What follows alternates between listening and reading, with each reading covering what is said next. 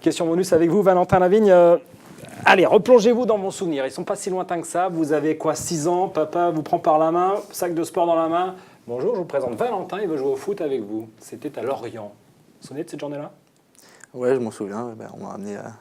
On m'a amené à l'entraînement et j'ai pas commencé en A tout de suite. J'étais en C, je crois, parce que voilà, je découvrais le club et une équipe. Et voilà, c'est fait petit à petit. Petit à petit, vous croisez quelques noms qui vont sonner aux oreilles. Un certain Bernard Lelay.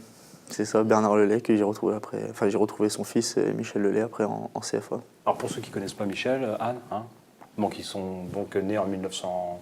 Non, en 2002, s'ils ne connaissent pas Michel Lelay. Ancien attaquant, milieu de terrain, libéraux, enfin, du FCL. Vous l'avez vu jouer Non, j'ai pas eu l'occasion de Il avait fini à l'époque, Michel. Quels ont été les principes qu'on enseigne d'ailleurs peut-être encore aujourd'hui aux jeunes qui arrivent au FCL? Déjà tout de suite, on est bercé par le 4-4-2. C'est le grand principe de base de Lorient. Et voilà, c'est un avantage aussi qu'on retrouve après plus haut. Et c'est plus facile pour s'intégrer dans le jeu. Au cours de votre élévation au sein du FCL, puisque vous y passez toutes vos années, il y a des hommes qui vous ont marqué, qui ont marqué ces passages? Ouais, je pense que beaucoup de coachs, j'ai retrouvé. Enfin, Francaise l'année dernière m'a bien aidé pour travailler devant le but. Je pense que cette année, ça porte un peu ses fruits. J'ai eu Pierrick Lebert aussi, un grand coach que j'ai beaucoup apprécié. Et Julien Stéphan, mes 3 derniers coachs, m'ont vraiment bien aidé. Lequel vous a mis le coup de pied au cul en disant t'es bien mignon, Valentin, mais si tu veux passer un cap, va peut-être falloir que tu fasses quelque chose? Pierrick Lebert, je pense. Ouais, ça m'étonne pas. Il m'a bien bougé. Ouais. Il en faut des comme ça dans le parcours. Ouais, c'est clair que ça sert. Ouais. Sans lui.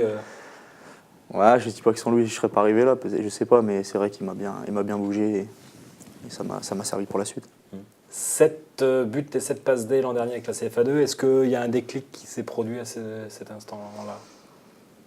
Pas forcément un déclic, mais ouais, c'est clair que Francaise m'a vraiment fait travailler devant le but et je pense qu'aujourd'hui, grâce à lui, j'ai franchi un cap. Allez, dernier souvenir et puis on vous libère, Valentin Lavigne. Vous avez signé pro janvier 2014. Juste avant vous, Pierre Lavenant l'avait fait. Et vous vous dites, ah, et moi, c'est pour quand? Ouais, c'était déjà dans les coulisses, on va dire que c'était en train de se faire.